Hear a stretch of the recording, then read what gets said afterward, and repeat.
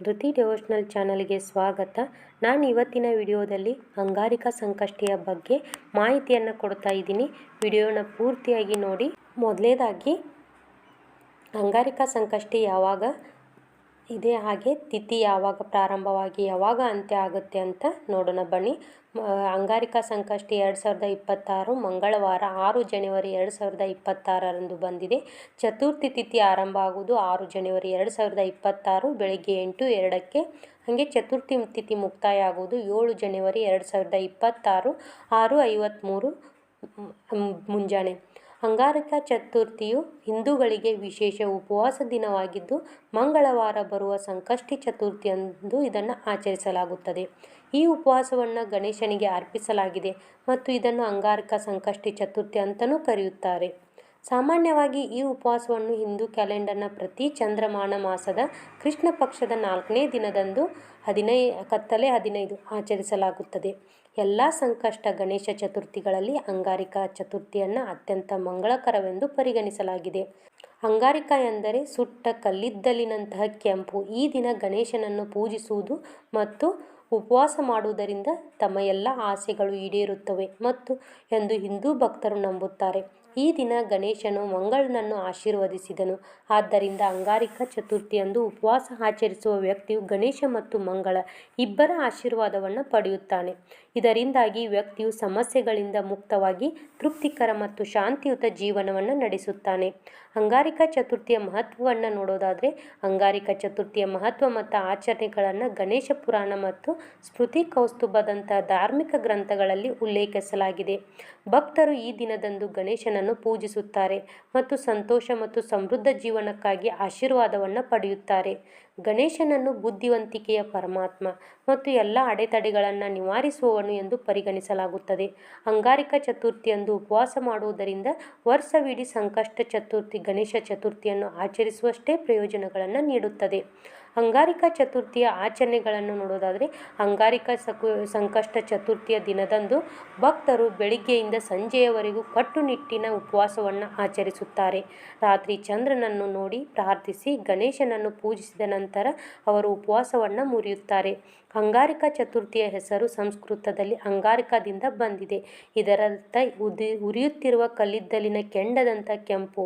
ಈ ಶುಭ ದಿನದಂದು ಪ್ರಾರ್ಥಿಸುವುದರಿಂದ ಅವರ ಎಲ್ಲ ಆಸೆಗಳು ಈಡೇರುತ್ತವೆ ಎಂದು ಭಕ್ತರು ನಂಬುತ್ತಾರೆ. ಸಂಕಷ್ಟಿ ಚತುರ್ಥಿಯ ಉಪವಾಸವನ್ನು ಸಾಮಾನ್ಯವಾಗಿ ಅಂಗಾರಿಕಾ ಸಂಕಷ್ಟ ಚತುರ್ಥಿ ದಿನದಂದು ಪ್ರಾರಂಭಿಸಲಾಗುತ್ತದೆ. ಅಂಗಾರಿಕಾ ಸಂಕಷ್ಟಿ ಎಂದರೆ ಸಂಕಷ್ಟದ ಸಮಯದಲ್ಲಿ ವಿಮೋಚನೆ ಎಂದರ್ಥ. ಆದ್ದರಿಂದ ಉಪವಾಸವನ್ನು ಆಚರಿಸುವುದರಿಂದ ಸಮಸ್ಯೆಗಳು ಕಡಿಮೆಯಾಗುತ್ತದೆ. ಗಣೇಶನನ್ನು ಎಲ್ಲ ಅಡೆತಡೆಗಳನ್ನು ನಿವಾರಿಸುವ ಮತ್ತು ಬುದ್ಧಿವಂತಿಕೆಯ ಪರಮಪ್ರಭು ಎಂದು ಹೇಳಲಾಗುತ್ತದೆ. ಚಂದ್ರನ ದರ್ಶನದ ಮೊದಲು ಗಣೇಶನ ಆಶೀರ್ವಾದವನ್ನು ಪಡೆಯಲು ಗಣಪತಿ ಅಥರ್ವ ಶೀರ್ಷವನ್ನು ಪಠಿಸಲಾಗುತ್ತದೆ.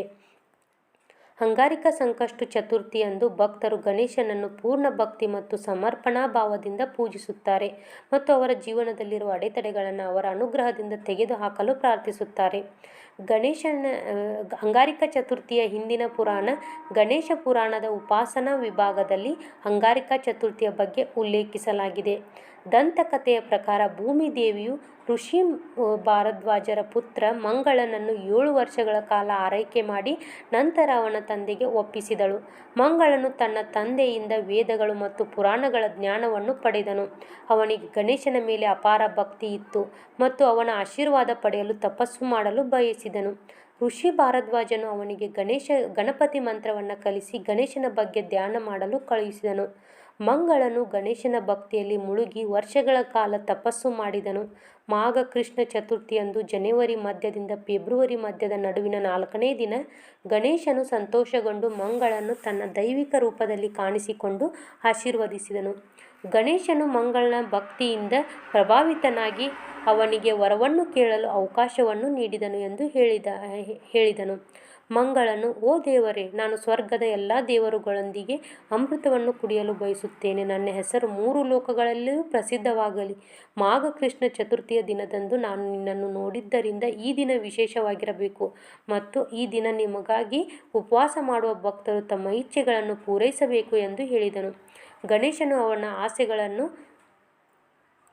ಪೂರೈಸಿದನು. ಅಂದಿನಿಂದ ಅವನ ಹೆಸರು ಅಂಗಾರಿಕ ಎಂದಾಗುತ್ತದೆ ಮತ್ತು ಈ ದಿನವನ್ನು ಅಂಗಾರಿಕ ಅಥವಾ ಅಂಗಾರಕಿ ಚತುರ್ಥಿ ಅಂತ ಆಚರಿಸಲಾಗುತ್ತದೆ.